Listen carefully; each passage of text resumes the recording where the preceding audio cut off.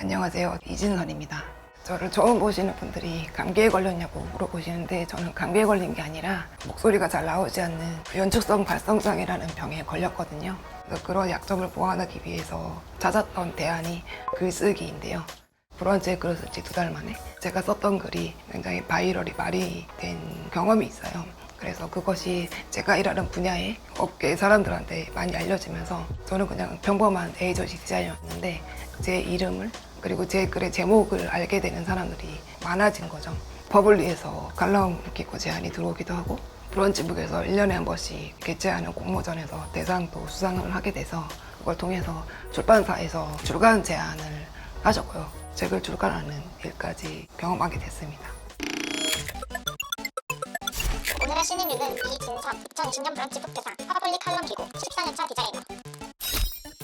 평범한 직장인에서 2년 만에 출판 작가, 스타트업 공동 창업자로 성공한 비결이 궁금합니다. 퍼스널 브랜딩을 위한 글쓰기를 하면 됩니다. 퍼스널 브랜딩이라고 말을 하면은 대부분의 사람들이 자기 너무 평범하다, 자기는 가진 것이 없고 잘하는 것도 없다라고 말씀을 하시거든요.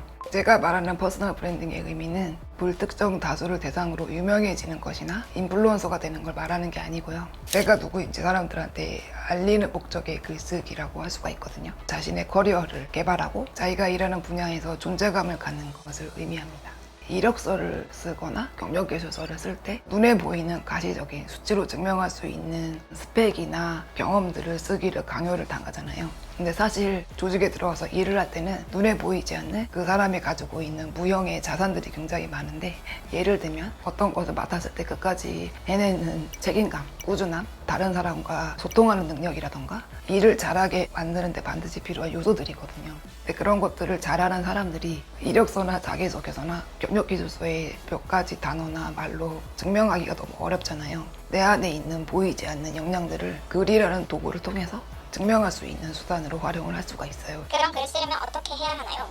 이런 글쓰기를 할 때 좋은 글이란 무엇인가라는 나름의 기준을 잡았습니다. 그게 3가지가 있는데, 하나는 자기가 알고 있는 정보성, 지식입니다. 그리고 2번째는 자기가 지금까지 일을 하면서 겪었던 경험, 그리고 3번째는 그 지식과 경험을 바탕으로 내가 얻은 인사이트나 깨달음, 이것을 저는 사유라고 부르거든요. 각각의 목적이 따로따로 있거든요. 지식이라는 것은 그 상대방한테 유용함을 줄 수 있고, 경험은 공감을 줄 수 있고, 사유라는 건 깨달음을 줄 수 있는, 지식과 경험과 사유, 이 3가지가 모두 녹아져 있으면 정말 좋은 글이라고 부를 수 있고, 근데 사실 3가지를 다 녹이기는 쉽지 않기 때문에 대부분의 글들은 3가지 중에 하나만 있는 경우가 굉장히 많고요.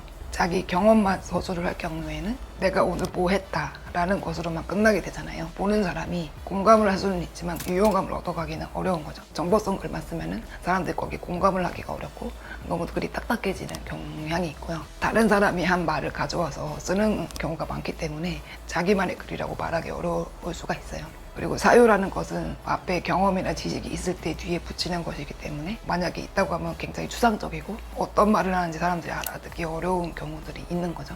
그래서 여러분들이 글을 쓸 때 나는 이 글을 통해서 독자한테 어떤 가치를 줄 거다, 거기에 맞는 재료를 선택해서 글에다 녹이면 되는 것이에요.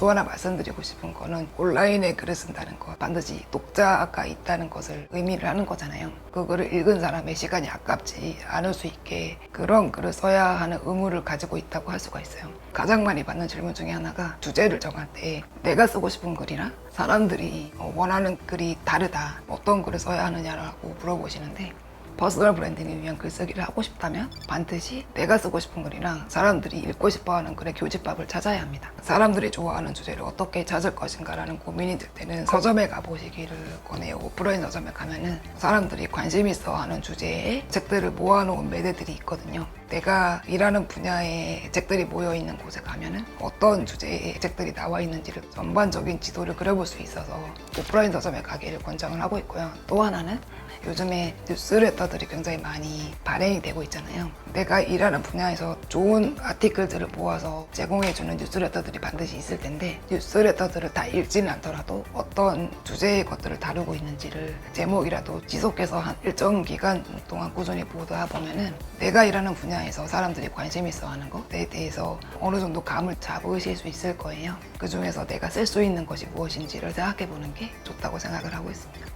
내가 나를 증명하지 않으면 안 되는 시대를 우리가 살고 있고, 그것을 잘 드러냈을 때 예상하지 못한 기회들과 연결될 수 있는 온라인 네트워크가 굉장히 잘 발달된 시대를 살고 있잖아요. 글이라는 거는 시간이 오래 지나도 그곳에 계속 축적이 되고 남아있기 때문에, 저 같은 경우에는 3년 전에 쓴 글을 보고 연락이 오는 경우도 있거든요. 온라인에 글을 쓴다는 일은 그런 기회를 잡고 자기 가능성을 넓힐 수 있는 자신만의 포트폴리오를 만드는 과정이라고 할 수가 있습니다. 여러분도 퍼스널 브랜딩을 위한 글쓰기를 통해서 대체될 수 없는 자신만의 무기를 가질 수 있기를 바랍니다.